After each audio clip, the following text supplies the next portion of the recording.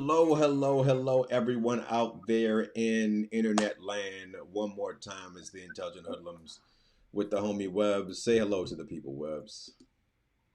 Hello, people. Indeed, indeed. And we've got a special show for you this evening. I've got a very interesting person who is going to talk about interestingness, and we're going to call the show "Imposters and Crewmates," kind of an homage to the latest craze amongst our school age students, and that is the wonderful Among Us game. If you're not on the Among Us bandwagon, you need to get on that.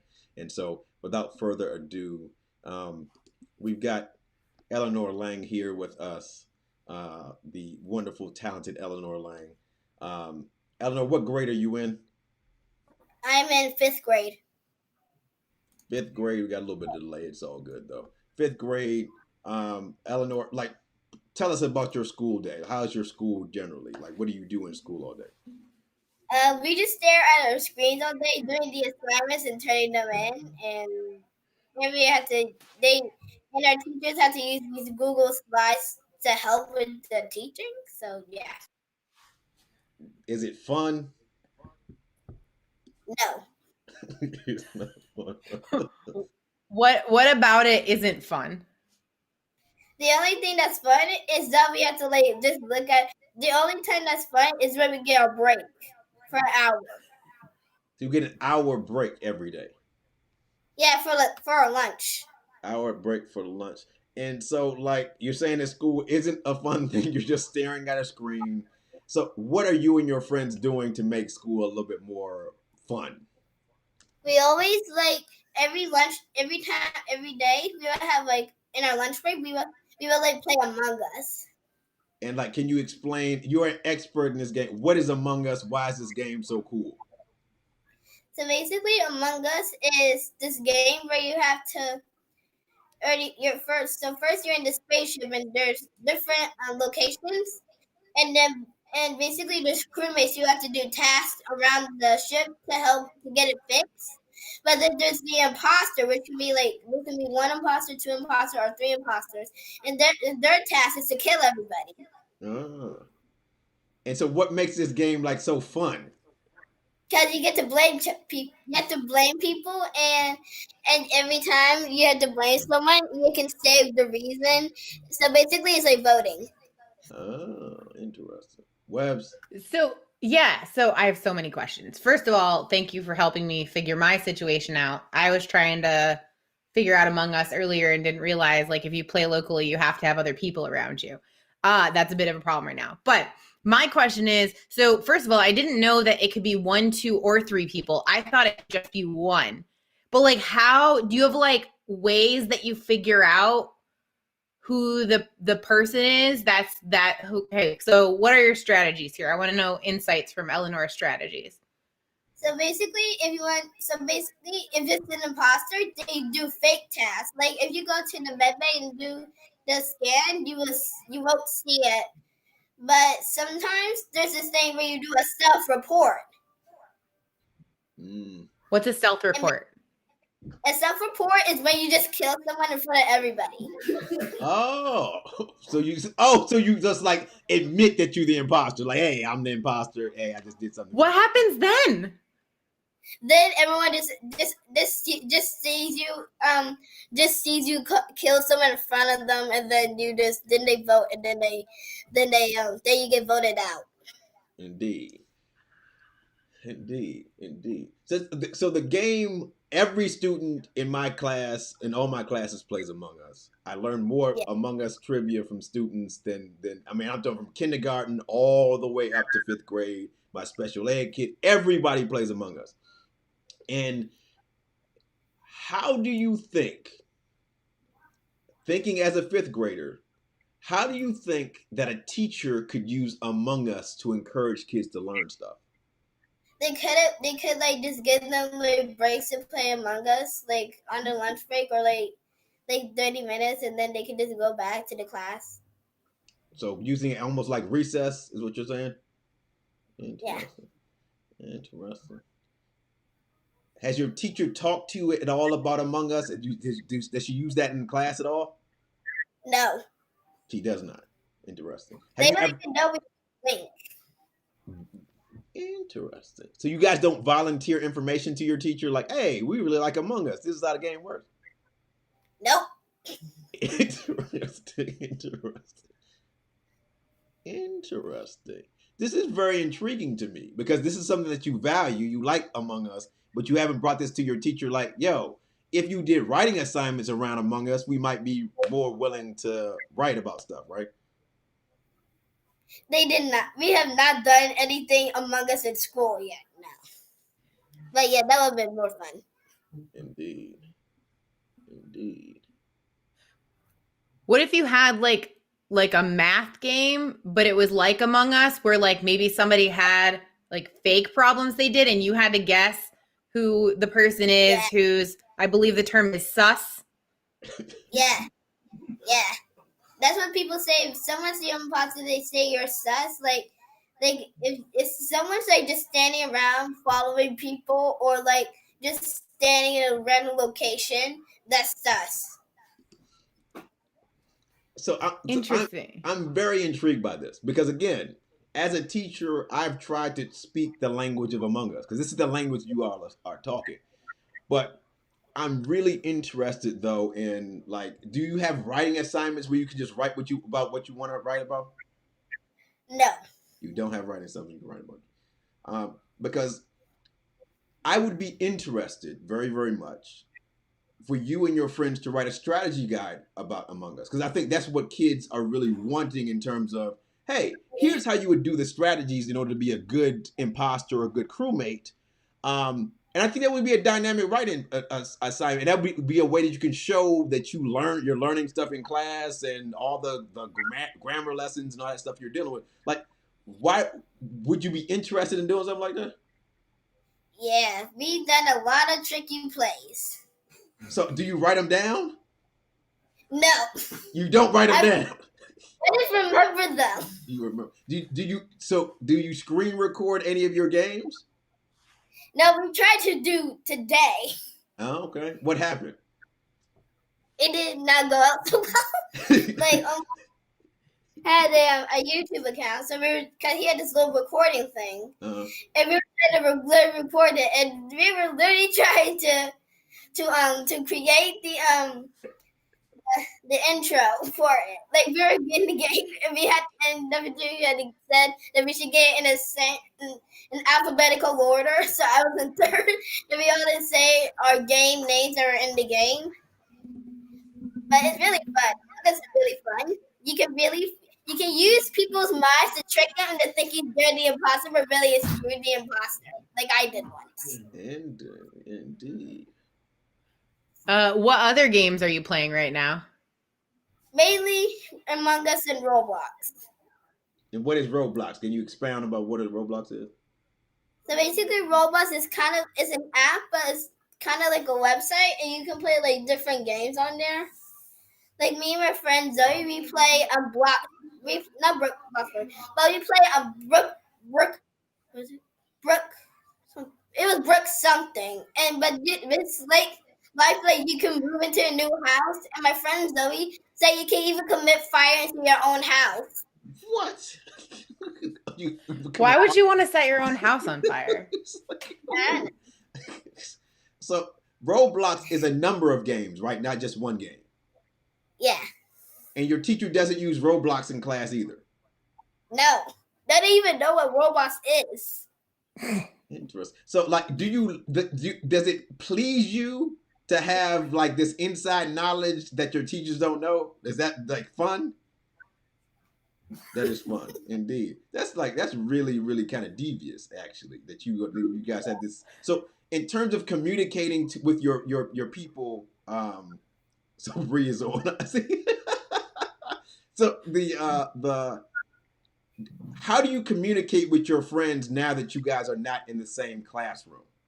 We use a teacher's link for Google Meets, and one time my friend Elea, she made a Zoom link, so we were all on the Zoom link playing, but then we had to log back out of it because there was a timer. Oh. And this girl named Madison, we played this educational game called Kahoot. We do in our classes sometimes, and she literally made the Kahoot game. Indeed. So you take the link that your teacher uses to teach after school, and you guys use that for your own purposes. Nefarious Yes. little kids, nefarious little fifth graders, nefarious, indeed, indeed. There's a comment in the chat that says lots of obies, obbies. Yeah, obbies. What is that? Obbies are short for obstacle courses. So you can play them in Roblox. They're like little obstacle courses. Usually, and the first level would be like there's these sticks, but if you touch them, you die. So you have to like jump over them. And then sometimes there's these like invisible stairs that come out as you go. Like if you run up the stairs, they will literally disappear behind you. Interesting. So do you all have guides that you guys create and write down and like give to other kids, or you guys just like it's just regular learning? We think of it as our own way. We think of it when we're playing, like I did. Indeed. I tricked them so hard, I won. Indeed. Indeed. I feel like there's so many gamification options here. Like if you can build your own obbies, then like could you do like real life obbies? Yeah, you can make obstacle courses. Yeah, maybe. That would be cool though. Because you also do ballet, correct? Yes. So like does any of this translate into ballet? Do you think like in these obbies and like do you think about like imposters and crewmates in ballet too? Sometimes. How so? Like what does that look like? Like if I'm doing like if we're doing like exercises like potted shot, I would just imagine like the imposter just killing people one by one. Okay, that's kind of morbid and gruesome. Extremely morbid and gruesome.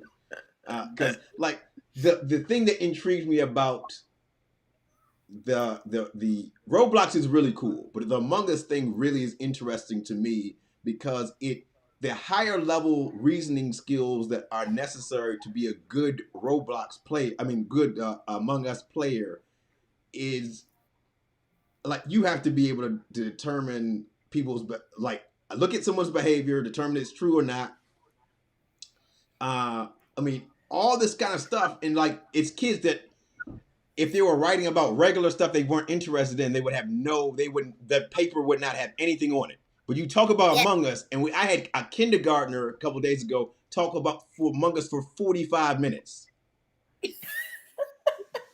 We got like teacher on teacher violence and stuff in Among Us. Wow, dude.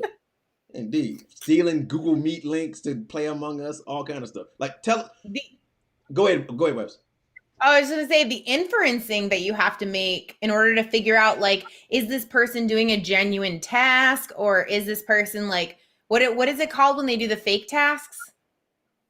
So basically, if you're doing a fake task, all you have to do is just stand to like a regular task and just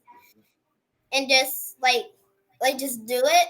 But the main task is just to kill everybody. But yeah, but you have to have good persuasive skills, good tricking skills, good stealth, good hiding, and also good framing. Oh, it's to frame other framing? people. So to make other people think they're imposters. Yeah. Very cool. Like we play with this boy named Andy sometimes, and when he's the imposter, we all notice that he always sabotages the reactor. So one time I was the imposter, I sabotaged the reactor. I said, "It's Andy." He always sabotages the reactor. and then Nefertiti agreed with me. She said that is so very true. And then we voted him out, and then it said corpse was not the imposter. Then I got some other people out by using their mind. And then there's only like 3 people. Yeah, me, Nefertiti. Me, Gerard, Zoe. I said, Gerard, vote Zoe. Zoe seems sad. She's just quiet. And then we voted her out, and then I won. Wow. What's a colo? I feel like I'm learning all kinds of new vocabulary words. What's a colo? Color. Color. Oh, I thought this was more language I don't understand. So like the like so Eleanor, one of the things that was said today in one of the games that we're going to deal with, the one of the games that's definitely true. So it's like knowing poker for that's exactly right, Angela. Exactly right. Um, the big thing for the big hilarious part of it was a kid today said they started making ideas and said, okay, look, if you're red, you're usually sus. And I was like, Yeah, that's what we do too. Like sometimes I was like, some kids would say like, sometimes Nefertiti would say, if I die, because Nefertiti literally, like, if someone's the imposter, they would kill Nefertiti first. So then, if I die, then it's Zoe. But then sometimes I say, if I die, it's either Omar, or Makai.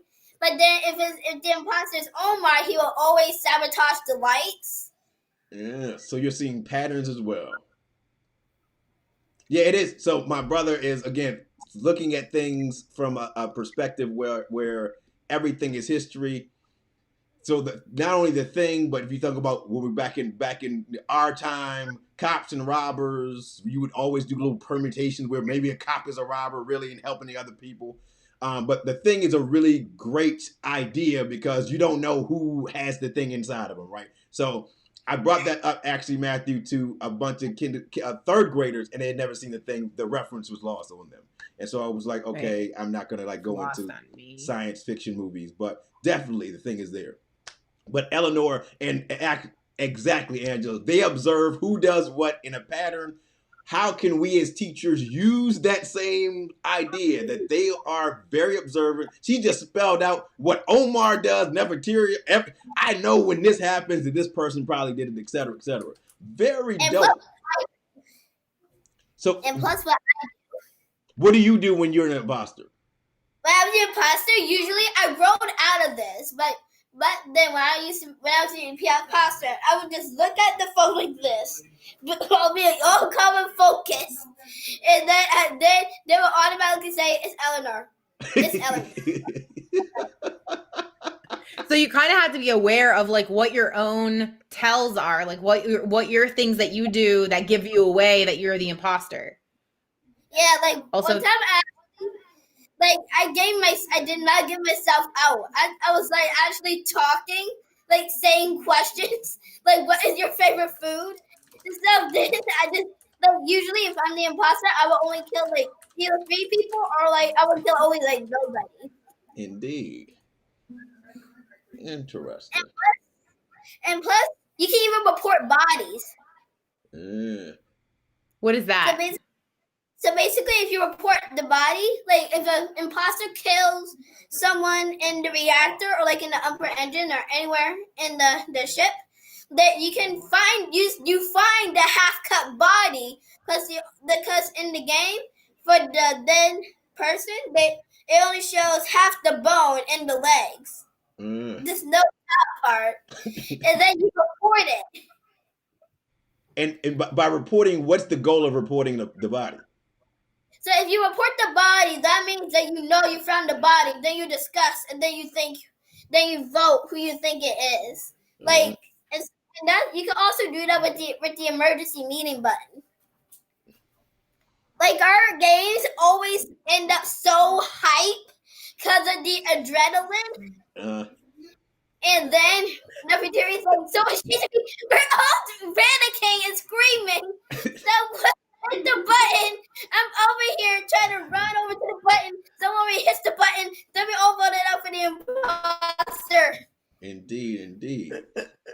So like your enthusiasm for this game is infectious. Like if you are watching this and not played Among Us, do yourself a favor and play it a couple times. It is an interesting psychological game for the pandemic times. Very, very interesting psychological game. Yes. And plus, like one time we were playing with Madison. Like we we're all like together because we always end up as a group. We would just stay there like until like late. and sometimes, and then we Nine Madison said you can. She was a YouTuber, and she said that you can report your own bodies. Mm. I tried that. I tried that, That's and a it didn't. smart idea. Yeah, it didn't. It didn't work. It doesn't work.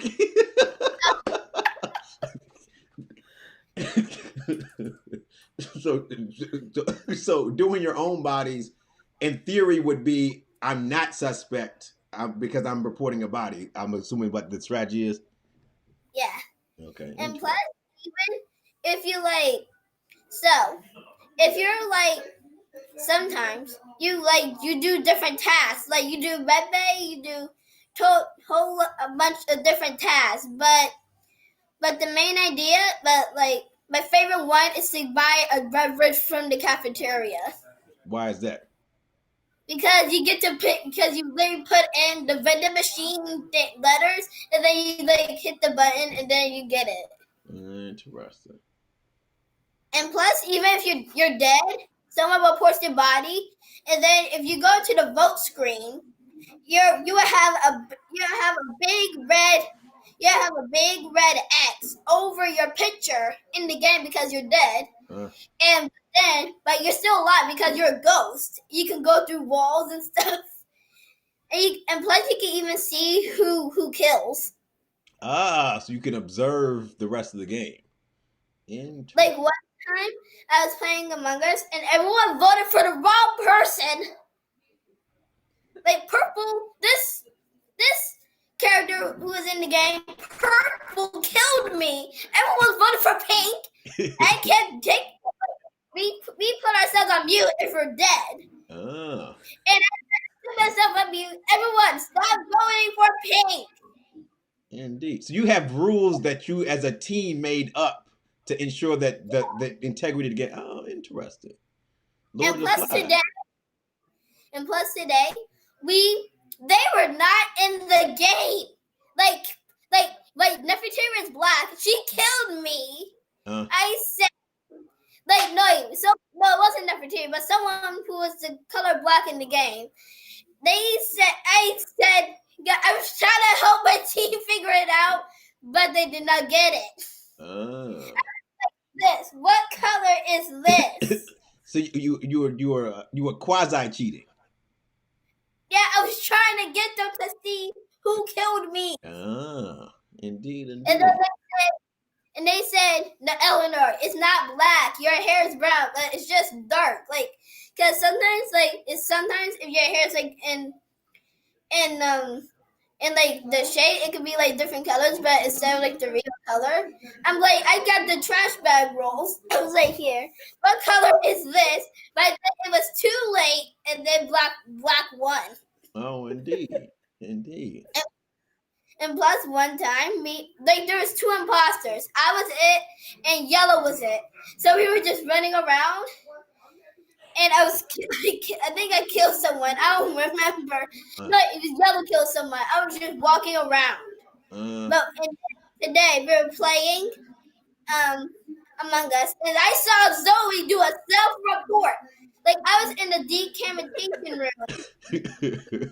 I'm sure. See, I'm sure she'll probably accept. So Bree is asking, can she be friends with you, Eleanor? I'm assuming you're a pretty gregarious person. Yeah. Indeed, indeed. So I'm seeing this, Liliana was asking it. use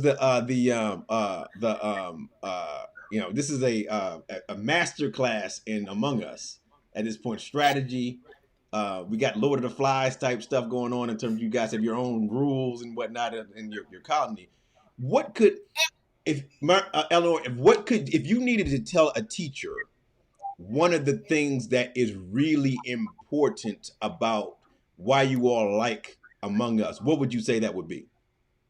The strategies that we can use to trick people into thinking that it's one imposter, but really I'm the imposter. So we trick their minds.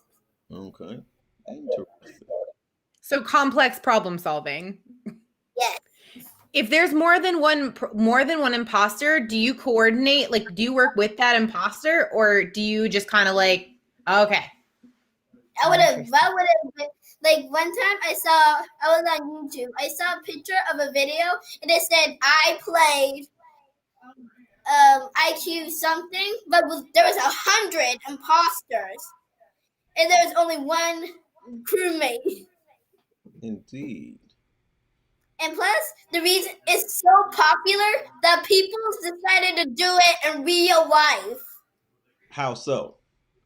They get like little like sweatshirts or put any other like any colored clothing on. Like if I was like green, I would like put on like green shirt or like green sweatshirts or something like that. And you would like you. And sometimes you get a piece of paper from a bowl, or then you get a card that says imposter, crewmate, crewmate. You get imposter, but here's the thing with imposter: you can't kill the imposter, the other imposter. One time, like every time I was an imposter with somebody, like I was imposters with my friend Elea, who was rice ball in the game. We were both imposters. I literally tried to say, vote for Elea, vote for Elea. That way I could just kill people by myself. Literally Indeed. everyone voted for Elea. Indeed. Indeed. Very interesting. So you had no allegiance to the other imposter. It was like, hey, every person for themselves. Yes. Indeed. That's pretty. You're a nefarious person. I had to watch you from now on. This has been very enlightening as a conversation. Oh yeah, my favorite thing of being the imposter is you can vent. You like sometimes people say it's pink or it's cyan or it's white or it's black. Cause I just saw them vented. So what does that mean? But so basically, if you vent, they go and vent the high or the transport. So basically, because one time I was the imposter today, I went into a vent.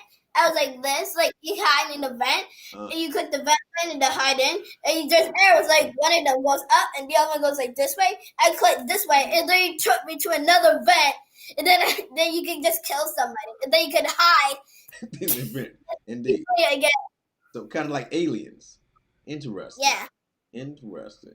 This is far more complex than I thought it was. Oh, this is again, this is a master class on this deal, because now I mean the potential for utilizing this in the classroom is just like there are no limits. This is very interesting to me.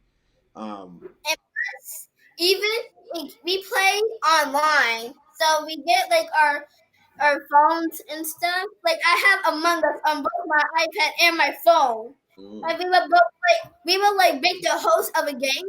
We were like, we're like, what's the code? What's the code? And then we were like literally put it in the chat, and then we would join the game. And plus, yeah. Did anyone teach you how to do all this stuff? No. Indeed, very interesting. So, do you always organize your games using your teacher's Google Meet, or do you organize games other ways too? Because you said that sometimes you're on a Zoom, right? So who sets up the Zoom? Well, that was one time, but we mostly on Google Meets. And does your teacher know that you use the Google Meets? No. He after school hours. So you take the Google Meet after school is over with and you use it for nefarious purposes. Indeed. And plus we use it at lunchtime. We use it for our break and lunchtime. And she never has popped on the Google Meet and seen all you guys playing Among Us? No. Wow. They don't even know. Interesting. Hopefully your teacher's not watching this broadcast, because now she's going to know. I'd be like, hey, Eleanor told her business on national TV or national screen that she done told all y'all the magic secrets. So if she popped up there tomorrow, she was watching. Besides, even if she was out here, I would have known already. No, that's true. This is absolutely positively true. Because if she would type it would have said Miss Garrett or Miss Aline or Miss Burris. Oh, you got multiple teachers. Indeed. That's how. Yeah, we have to rotate in these. No, indeed. You rotate the Google Meets too? No, we only rotate the classes. Like we go to our homeroom, then we rotate to a second class, then we rotate our second class, then our last class. Then it's over. Indeed. So the Google Meet, do you use the same teacher's Google Meet every day? Yes. Indeed. Is it a particular reason why you use a particular teacher's Google Meet, or it's just like it just happened to be random? The reason we use it because that way, if a teacher comes in, they say, "Yo, what are you doing in here?" We can say it was Miss Aline, because that was her Google Meet, so we can just blame on the teacher. That's messed up. Eleanor, I thought I knew you. And now I know I have no idea. No idea the nefariousness that's going on in your brain. Indeed, That's indeed. seriously, that's what we do. Like, and plus, even like sometimes we will like play Among Us. We will like do different plays. Like sometimes if you're like imposter, you would just keep talking, and then you just kill someone. Sometimes if I'm dead, I will give out signals that I'm dead. Interesting. How do you give Because out signals that you're dead? Oh, You like on the Google Meet is what you're saying. Yeah, or something like that. Something like that, or I would just say myself for me and say, "Y'all, I'm dead. I'm dead." Someone just like sometimes the producer said, "Y'all, I'm dead. Find my body." Indeed. Yeah. This is a lot to take in, because I'm really at this point like I thought I knew Among Us until I talked to an expert like yourself, and now I'm like I'm just a baby in the force that is Among Us. Just a babe, just a babe. Eleanor, we appreciate you and all your words of wisdom and insight. We're gonna have to have you on the show again, just because you got. First of all, you might need your own show, just an Among Us show, to talk Among Us with other students. But we appreciate you. We know that you have to get up and play Among Us. I mean, go to school tomorrow, because you're 3 hours ahead of us. We appreciate you. Tell your father I said I thank you as well for allowing us to have you on our show. We're going to talk a little bit more about gamification and other ways to bring Among Us in the classroom, because I think every teacher should know Among Us. You have any parting words to tell everybody, Eleanor? Well, I just think that and thank you for having me on here. And I also think that the teacher need to get together with the Zoom, because no. Indeed. I would agree. I would agree. Eleanor, thank you so much. Tell your dad thanks, hello, Eleanor. and tell your Nina I said hello as well. Okay. All right. See you later. Bye, Eleanor. Yeah. Bye. See you later. Indeed. I mean, what can you say, man? What can you say? What can you say? There's so much to unpack there. That was like super deep. Like super deep. You have to let Eleanor know that Liliana said bye. Yeah, and we'll get some code and have to put you guys together so you guys can play, Among Us together, Lily. Indeed. I think an important takeaway of this for any teachers or parents or whoever who are out there watching is that this is a perfect example of an empathy interview, and of really getting to the heart of like, what is it that your end user cares about? What is important to them? What interests them? Just having that conversation. And now that can inform how you design your content and curriculum. Facts. Brie, I need help to learn too. I thought I had a pretty good grasp of the game, but now just listening to her, my level of thinking is way too shallow, for kind of like, that was some Lord of the Flies type stuff they were talking about. It was like, I like the whole like Andy always does this task first whenever he's sus. So that's, you can do that, and then then you know that it's probably Andy or whatever. Like, just the levels of inception is wild. Psychology behind that entire game is deep. Yeah. So how does this apply to the classroom? I mean, that's also, this might be our most popular episode. Indeed. But think about though the writing possibilities for like instructional manuals that you could go and say, hey, kid who's in 3rd grade, 4th grade, 5th grade, what would be the practical approach for a newbie to survive their first game of Among Us? Like, what would you do if you were the imposter? What would you do if you were a crewmate? This is how this looks. I think you would have incredible buy-in. You would have kids who want to have that looked over by other students who play the game and say, does this make sense to you? Is this a what would you add? What would you take away? What kind of things would you include? That would really be, and that is probably what I'm going to do tomorrow. Just like, hey, scrap the lessons. You guys, what would be your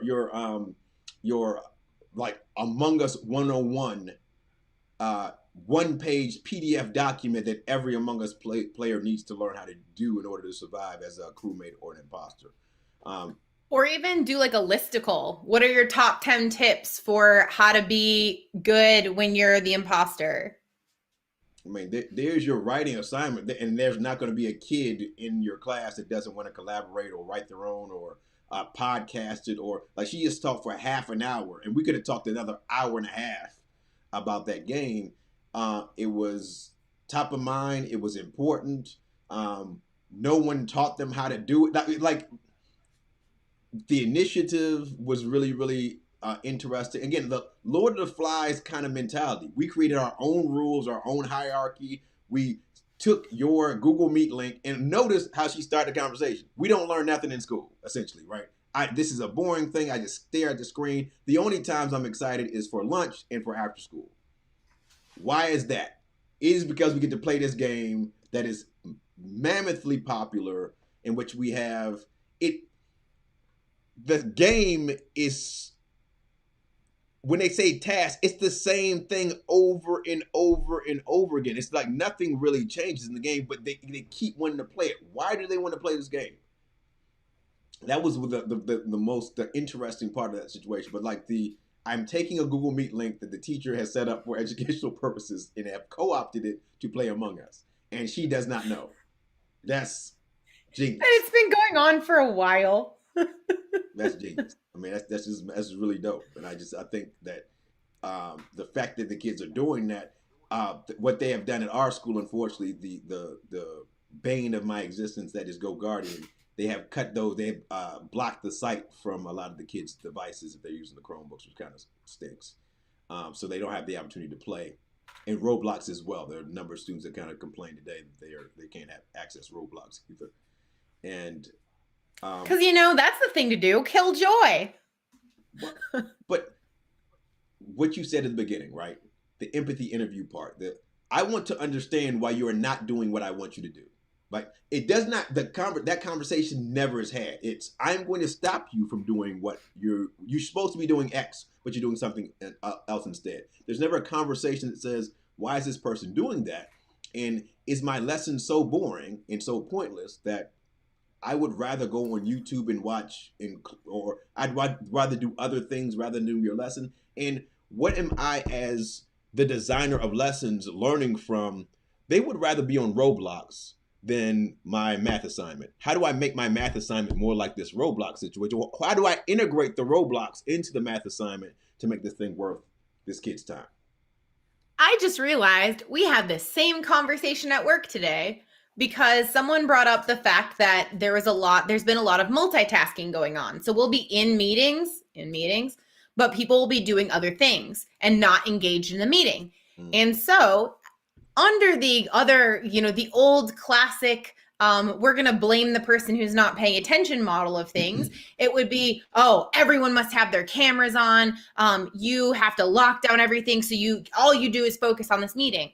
Instead, what we did was ask why. Why are people disengaging? Is it that these meetings no longer serve a purpose and that we don't need them? Do we feel that the information isn't valuable? Is it that we feel we have to multitask in order to get our work done because there isn't enough time in the day?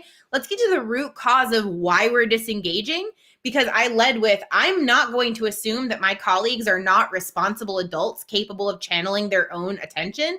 Like, obviously something else is going on here. And I think that assuming the best of people and not assuming that people are just out to be irresponsible, because that's rarely the case, is a really good and healthy place to start. I think it's a very unhealthy practice to assume the worst of people and be like, oh, I'm going to take away your privileges so that you'll do what I want you to do. Because there will always be a way that people, and you're going to foster, what's the word I'm looking for? Anger. When people are angry about a thing, but you're going to foster Resentment. That's the word I wanted. Yeah. You're going to foster resentment. That's not healthy. That's not healthy for a long-term team. It's not healthy for a classroom. Like, you're just going to make people even more miserable. So I think reflecting on that, like, why are students disengaged from my lesson, and being willing to say, like, maybe this just isn't interesting to them and I need to adjust, is a big deal. Like, that's the way you should approach this. Not I'm going to cut off their access to the thing that they enjoy so that they'll have to pay attention to me. Like, if you have to make them prisoners in order for them to engage, then they're not genuinely engaged, and nothing you will ever do will make them genuinely engaged enough. Well, that's the dope part about right now, right? That these children, for the large, are at their homes in a space in which I can walk away. I can decide not to engage with you at all. And then instead of embracing uh, a, a UX mindset, and I think that's something that needs to be done in schools. These are not your students, these are your users. And if your user says, this doesn't work for me, it's not the user that's wrong, it is you. And part of being humble enough to say, that was a craptastic lesson because no one did what I wanted them to do. Cool. Let me reflect on why no one did what I wanted to do. Would I have done this lesson? Nope. I wouldn't have wanted to do this crap. Did I converse with these students in any way, shape, or form to think about what they want in a lesson? Nope, I didn't do that either. I decided that my desires outpace my user. There is nobody in the world in real business that could say what I want is prescient and what you want doesn't matter, and you can't stay in business that way, right? Unfortunately, that our school system isn't set up that way, right? It's, me as teacher, I decide what happens. You will do what I want to do. I don't care about anything that you're doing, and I don't want to understand why you value certain things. Like when she said her teachers don't know anything about Among Us. Well, that's very like you would have to live under a rock at this point not to know that Among Us exists. Uh, Even if you're not a gamer, it's been all over every place, right? And so I really, but my hope is that teachers at this point are teachers, administrators, the entire system is being humble enough at this point to say, okay, cool, let's be reflective. Let's say that there is a way um, to multitask in an authentic way in which I still get what you want me to get accomplished, and I still get what I want as well. Because I'm on my iPad while I'm during meetings all the time. People are saying things. I'm on the iPad. I am totally listening to what you're saying. I am simply not looking at you when you say those things. I think that's another you're not giving me eye contact. So, and just because I'm looking at you doesn't mean that I'm paying attention either. It just means that I'm looking at you, right? So a lot of the visual cues that we are accustomed to are some people being sus, right? I'm actually an imposter right now. I mean, if you're just keeping it 100, right?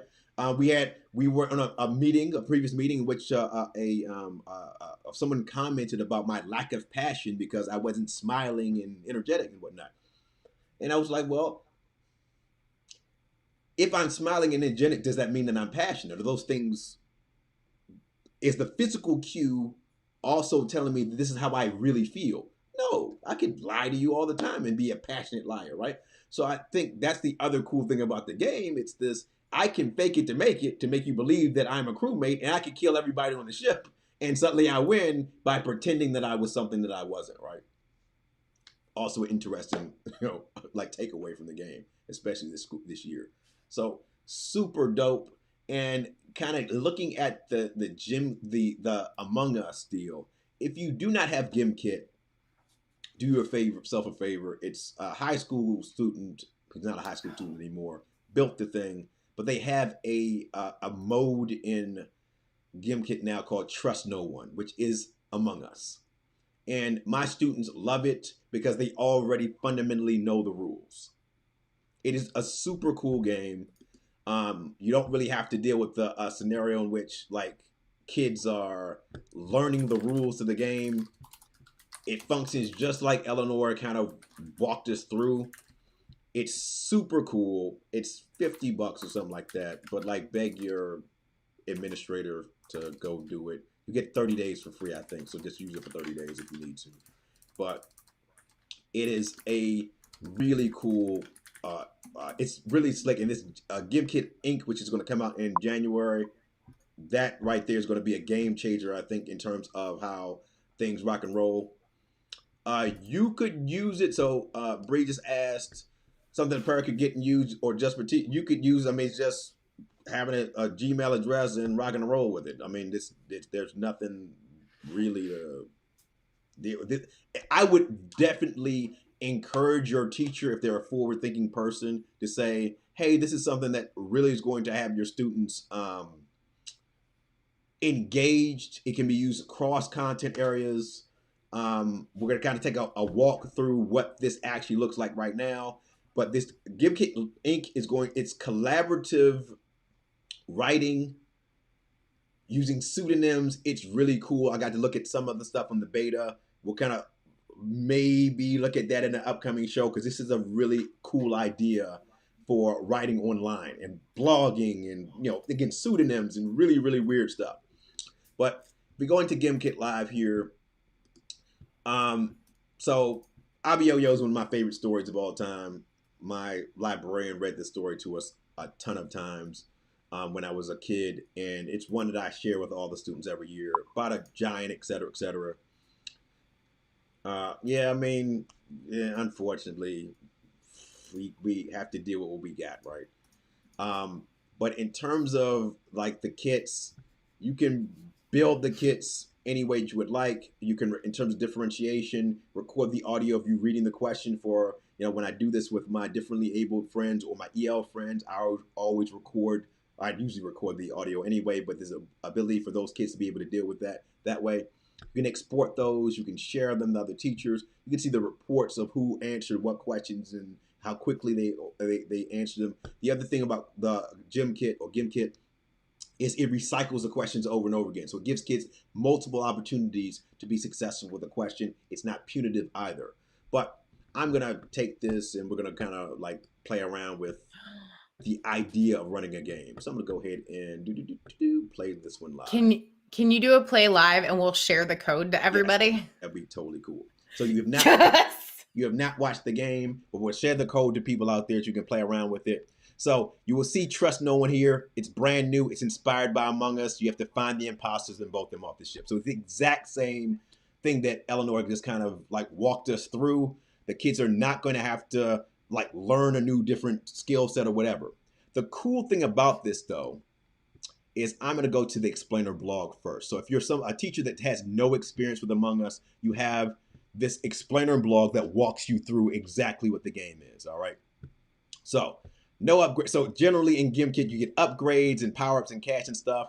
But for this one, you choose crewmate or imposter. It will show you if you're a crewmate or imposter there in terms of those screenshots, right? The idea of power is what kids are garnering as they answer questions. So the more power they acquire, the more they can help the crewmates win or the imposters win, right? So just like Eleanor talked about the running of investigations, yes, you have to run investigations in order to find the imposters, right? All right.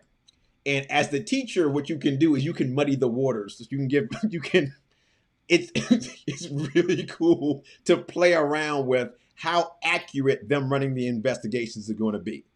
So sometimes they get it all clear, sometimes they get inconclusive, right? But you can make it where it happens more often as a inconclusive one, so they have no idea who the actual imposters are. It is really hilarious for them to have no idea who anyone is. All right. And there's two kind of investigations. So you have the public one, which everyone knows you're running an investigation on the person, and this private one where just you and the person you're running an investigation on are. All right.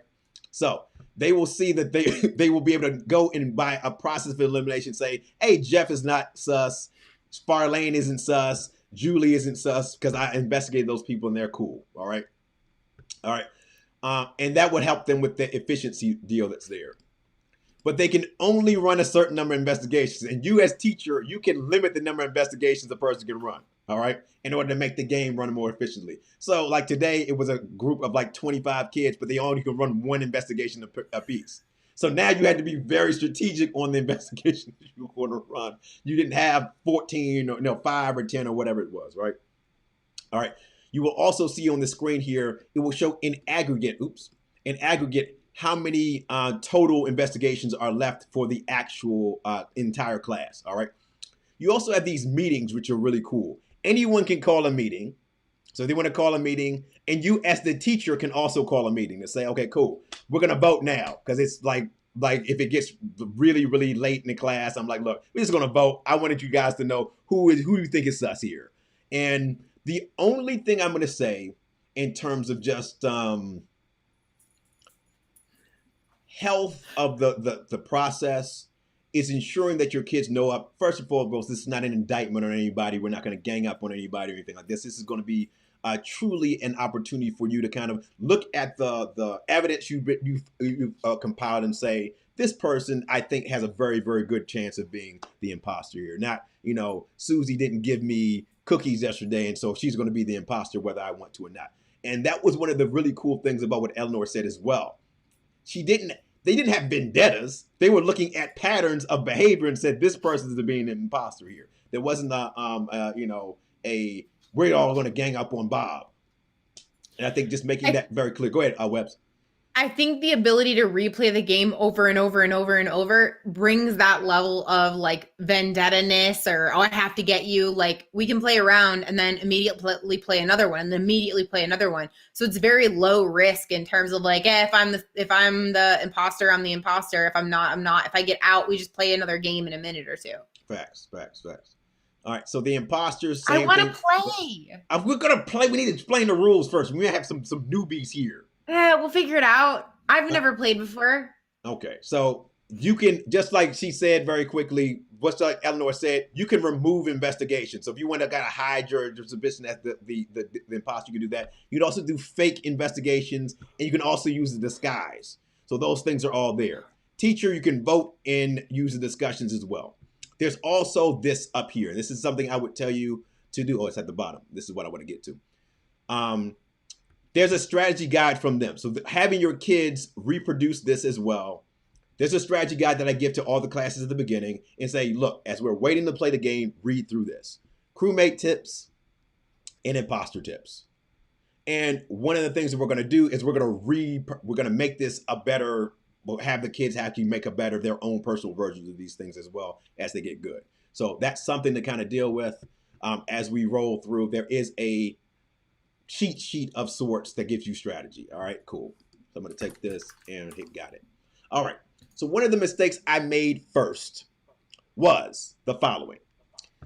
If you use the trust no one, you don't need to click classic or team mode at all. These stay grayed out. You don't need to push those at all. Just keep the Among Us, the trust no one there. The /live, LIVE. So gimkit.com/live. You can go up to as many, everybody can be an imposter. So you have 12 imposters or just one imposter. I generally do not show this screen to the students at all. We don't share this screen at all. I set the game up way beforehand. And so let's say there are like 5 of us. There are 2 imposters. I'm going to say there's only going to be 2 investigations per crewmate. So you're going to use your investigations wisely. And this is where you can do the investigation reliability. Is it going to be normal? This is like 65% right, or almost perfect. They're always going to get the reliability right, or it's not even worth it to use it. It's really fun to put that one on there. So if they do the stuff, they have no idea who the actual sus person is. The normal will keep it that way. All right. Students calling meetings. This is kind of what Eleanor explained about the Google Meets, right? Hey, we do our own Google Meet. We set it up ourselves. Keep that on, because then the kids can call their own meetings and say, okay, I think that so-and-so is this and that or whatever is going on. I really think this is popping off or whatever. If you turn it off, then only you can call meetings, which kind of stinks. All right. So I'm going to go ahead and make sure that's there. Now I'm not going to do 2. And we're just kind of, you can call the game off anytime you want. We'll just kind of rock and roll with it. There's 12 questions from Abioyo. And what I'm going to do, Webbs, is I'm going to click here. And if you could share your screen, so that we can see it from a student perspective. So everybody can see it from a student perspective. They're only going to see it from a teacher's perspective here. And we can go back and forth between your screen and mine. All right. Hit the continue button there. I have to be in Chrome to share my screen. Okay, don't worry about it. We're rocking. All right. So it's going to be gimkit.com/live. And the code, anyone that wants to join, the code is 58911. Just pop your name in there and we'll rock and roll. You'll see a very cool animation pop in. We need 4 players in order to start. So anyone out there in internet land, if you want to join the game, you can join it. This is a dynamic tool to use for the current times. So gimkit.com/live, gimkit.com/live, and then 58911 is the code.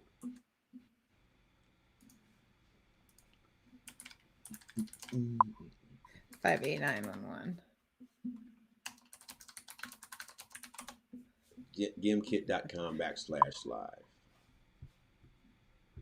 And if no one else joins it, I'll pop myself in there as a sus person as well, or which person. So Webbs is in there. Mm-hmm. Okay, hold on. You can draw while you're waiting. Blah blah blah. All right, not want to do that one yet. Don't want to do that yet. Oh well, that's fun. Wee. Yeah, the drawing and stuff, and you can kind of be free and whatnot. 58911. So I'm gonna throw that myself 5. So it can be both parts. So it'll look like this from your student's perspective. They'll be able to type their name and join. Great. Again, it gives them the directives there. Strategy guide is still built inside there. That link will take them to the strategy guide. All right.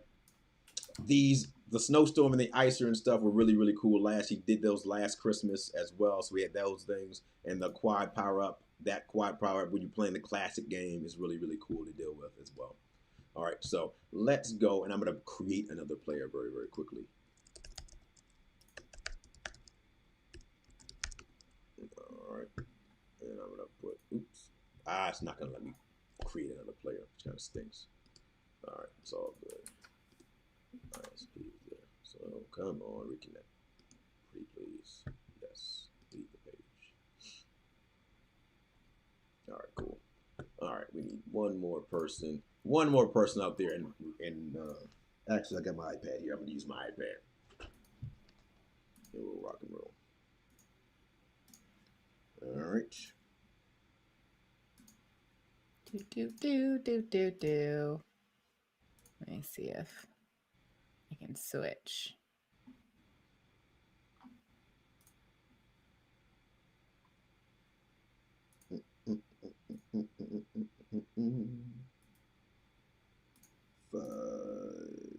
Was it 58911? 58911. And I'm gonna call this one Mike's iPad. Now, because I am going to be joining here twice, actually we have 5 people now. This will work. All right, cool. I'm gonna make sure no one sees that screen there, and I'm going to go and hit. Appreciate it, Heidi. So we got 5 individuals. Hit the start button and watch what happens at the beginning here.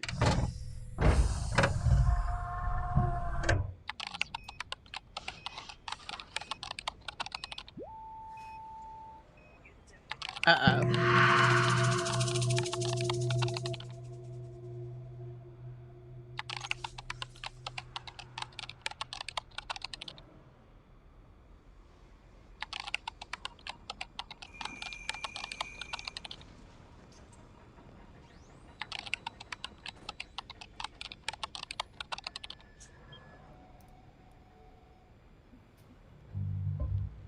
All right. We have 10. Cool. All right, cool. Okay. Cool. I am going to actually change my screen really, really quickly because I want to go and look at my other player and make sure that see what role this person has. Cool. All right, cool. Okay, that works. Excellent. All right, so we're going to do this.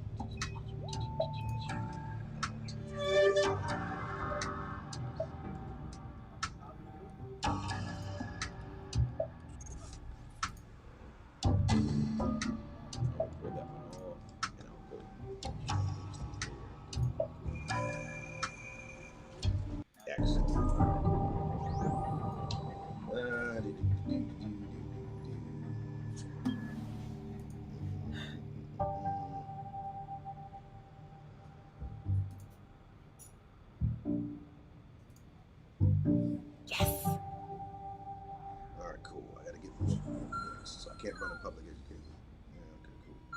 So on the other side, I'm going to show. Actually, I can do that way. On the kids start. Oh, Ladybug got investigated. So as a teacher, this is what I'm saying. I'm kind of monitoring. The only thing that kind of I don't like about it is that you can't see what the actual students are doing inside there. You're aware of it after they do it, but you can't do it that way.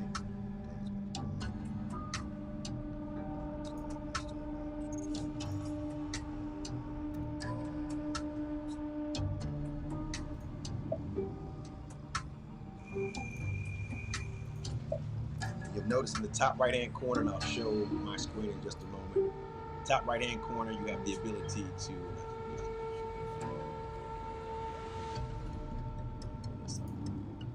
So from this perspective, I've already got 10 questions answered. He's the one that, he's making some magic. Uh-oh, missed it. Continue. At the end of the story, the boy and his father are. The boy's father works as a magician. Yes. In order to make Abiyoyo disappear, the father needs him to. In this story, Abiyoyo is a. The boy plays which instrument? Boy's instrument makes lots of blank. And that's why the townspeople. What you'll notice here is I have the options here. I can buy an investigation remover. I can buy a fake investigation disguise. So I'm kind of giving up what position I am in the game, unfortunately. So I'm going to buy disguise. The story of Abiyoyo. So as an imposter, I'm now, if somebody runs a investigation on me, I'm going to appear as a crewmate. So it's the strategy of the game still works here. I kind of showed you that I'm the imposter now, unfortunately, but it is what it is. I want you to see the other side of the deal. But them getting questions right builds their power, which allows them to do certain things. So as the teacher, one of the things I can do is I can say, cool, we've been playing this for a while. Let's call a meeting. And this is the opportunity for people to speak verbally and say, okay, cool. You investigated some people, you did some stuff. Who do you think the imposter is, Webbs? And let's pretend that you don't have no idea what's going on. I think it's Ladybug. What evidence do you have that it's Ladybug? I think that I don't know, because of how many questions they answered. All right, so you have the notebook there as well, so you can write down information inside the notebook on your page. All right, I'm gonna actually bring that back up really quickly. Yep. So the notebook, Webbs was not giving me eye contact.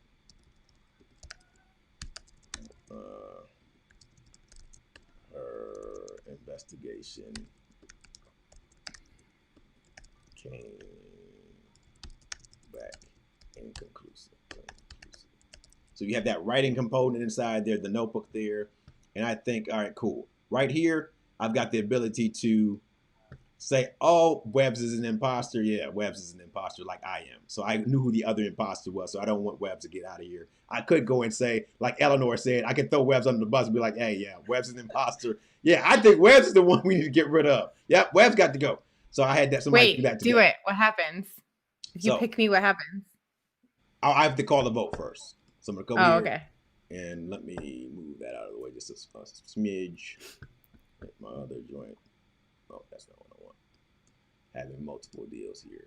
So I'm going to say, okay, cool. What I want you to do right now, student people, is you've got some evidence. We had this conversation or whatever. Let's start. Vote. Who do you think you're going to vote for, or who should you vote for in order to get rid of? And I'm going to say it is Webbs is the person. I say Webbs is voted. That's the person we got to get rid of. Cool. And as a teacher, what I'll notice here is that half the people voted. Whatever. I can end the voting early. So when the kids are not going to want to stop. So sometimes I have to say, okay, look, fam, we got to end the game early because I'm only supposed to be on for 15 or 20 minutes. Like today, we were on for an hour just playing this over and over again. I'm going to end the vote early. And suddenly it's going to say, Mike was voted off. I got the most votes. Were you right?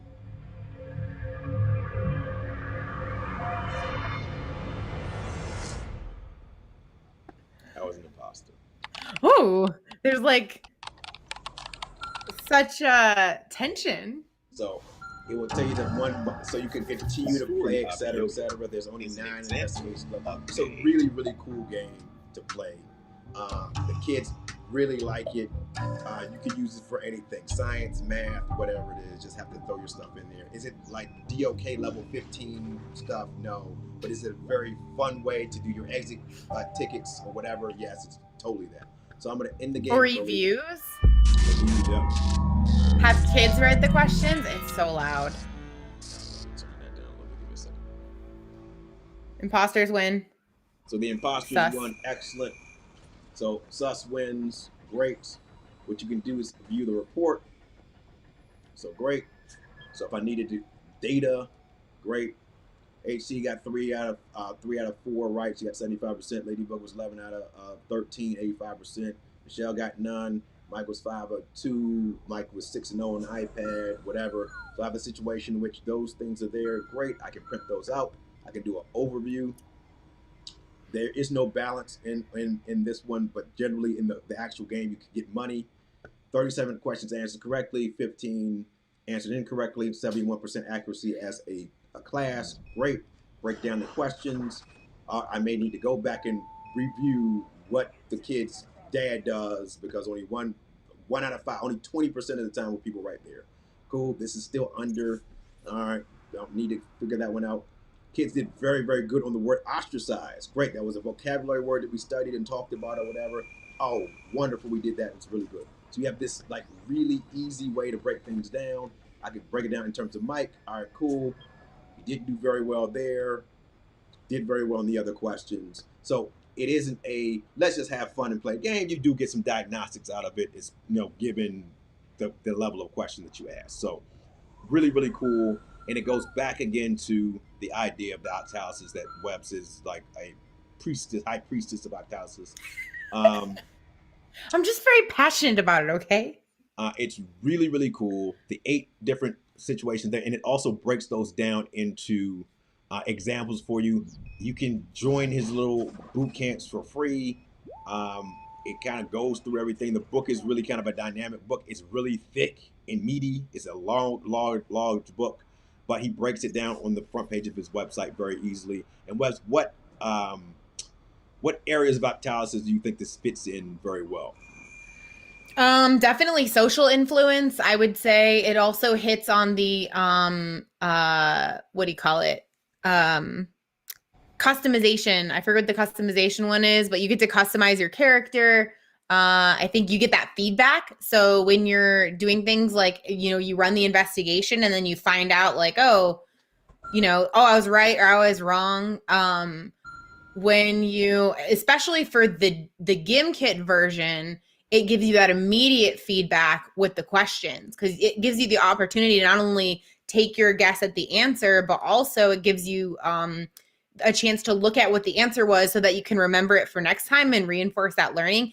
Definitely avoidance because you don't want to get killed. You don't want to get picked as the imposter or kicked off the island or whatever. I think it hits a lot of these. So, I mean, it works. His course on Udemy is free. I got his course and I took it. It's a cool course. You go at your own pace. That's the cool thing about Udemy. You keep the course forever. So that's something to look into. But like super, super, super, super, super, super, like with the hoodlum stamp of approval, this has gone over so well with the students just this week. And it's only been live since the 25th of November. It's been really fun to see kids come to life. And also when you do this at the beginning, do something fun, just like a story that's like the Abiyoyo. It's an episode on Reading Rainbow. So you have Pete Seeger sit there singing the song and whatnot. I've done this with K all the way through 5, the same story. It's a fun story. For the 5th graders, they remember stuff really, really easily. For the kindergartners, it's about a magician and a ukulele. Like, how can that not be fun? So taking information off of the just YouTube, having the kids watch a story on YouTube or something they already should be relatively able to dominate. Doing that and rocking and rolling, I think that's something also to kind of to consider. So Um, I really just like the tool. I think the tool is amazing, and it's does it cost money? Yes, but if you get the 30 day free trial of it, it doesn't cost you anything for 30 days. You can always just like, hey, I don't want to deal with the tool anymore. Or like if you really use it, like hit me up. I'll pay for the $60 or whatever for you. I mean, it's worth. It's a tool that's worth using in your classroom. Just not for that function, but that GimKit ink, dude, that is going to be really slick for writing across the curriculum. It's going to be a really cool tool to deal with. I am like jumping at the bit to use that in January. All right, anything Webs? Nothing that I can think of. It is, yeah, it's a great tool. And I think a lot of it is just taking what you heard Eleanor say, you know, the things that really interested her, the things that were important to her, the things she found engaging about the game, and then finding ways to work those into what your lessons are like in order to make them more engaging for your students. And if your place to start is I'm going to use GimKit and I'm going to use the like Among Us sort of feature or whatever, that's a perfectly fine place to start. And then you can figure out from there like how you want to integrate these other pieces. Yeah, I mean, GiveKit is like plug and play. Like I don't have to think about the mechanics or anything. It's just I put the questions in there and I can rock and roll. And again, your students are all going to be familiar with the general idea. The only thing you're gonna have to tone down again is the murder, murder, murder, kill, kill, kill part of it. We're not killing people. We're just gonna like we're having a friendly game of essentially hide and go seek ish, right? Like we're this the imposter person is going to be hiding amongst us as the crewmates, and the crewmates are going to try to have to find the person who's hiding among us, right? And that was the only kind of like when kids were explaining it during the class. Oh, and then you go kill it. He was like, oh, we're not going to kill any. No one is dying during the meeting today. We're gonna like find the person and then deal what you need to deal with, and just kind of having that conversation, especially with someone K5. Hey, if someone finds you, it's not a slight against you. It's not like a personal vendetta. It's just they thought you were the person that was the imposter and they were wrong this time. All right, cool.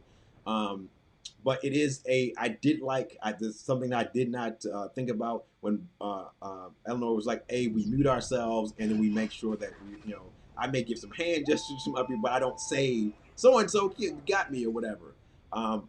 The trust no one kind of eliminates that because you cannot see. The imposters know who one another are, but the crewmates do not. So it's kind of that's kind of dope. I really think that he did a very very good job on that. All right, so that's the show for tonight. The octalysis situation there, the Gim Kit situation. Um, yeah, I mean it's if I am you, Gim Kit, I try it for 30 days and just see what pops off. If you're somebody who's not familiar with it, it has been very very fun. Just this week, I'm like angry that I don't see like I have my own tribe of students that I can just keep, and we can do this every day. I have to do it with different kids all the time, but it is fun.